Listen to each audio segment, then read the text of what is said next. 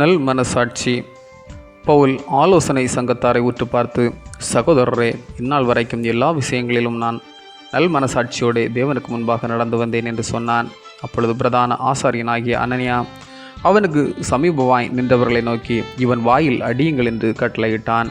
அப்பொழுது பவுல் அவனை பார்த்து, வெள்ளை அடிக்கப்பட்ட சுவரே, தேவன் உம்மை அடிப்பார். நியாயப்பிரமாணத்தின்படி என்னை நியாயம் விசாரிக்கிறவராய் உட்கார்ந்திருக்கிற நேர் நியாயப்பிரமாணத்திற்கு விரோதமாய் என்னை அடிக்க சொல்லலாமா என்றான். அப்போஸ்தலர் 23:1-2-3. விசுவாசி நல் மனசாட்சியோடு நடக்க வேண்டும். காரணம், நியாயப்பிரமாணங்களும் கற்பனைகளும் நம்மை நியாயம் தீர்க்கும். ஆனால் இன்று காட்டி கொடுத்து அதிகாரத்தை பெற்ற எட்டப்பனை போன்று மனசாட்சியே இல்லாமல் நடக்கும் அவல் நிலையை நாம் பார்க்கின்றோம். கிறிஸ்துவின் சிந்தையை உங்களில் இருக்க கடவது என்று போதித்துவிட்டு கடைபிடிக்காமல் இருப்பதும், தியானித்துவிட்டு மறுதளித்து வாழ்வதும் நல் மனசாட்சியின் அடையாளமா? லாபமாக வரும் என்றாலும் கிறிஸ்துவுக்காக அதை நஷ்டம் என்று எண்ணுகின்றேன்.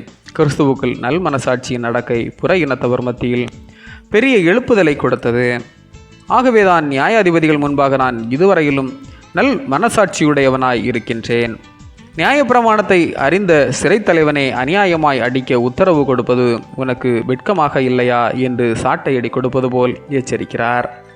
வெள்ளை சிங்காசனத்தில் கிறிஸ்து அரசராக வீற்றிருக்கும் போது நான் விசுவாச வாழ்வில் நல் மனசாட்சியோடு நடந்து கொண்டேன் என்று சொல்லும் அளவுக்கு நம் வாழ்க்கை இருக்கின்றதா?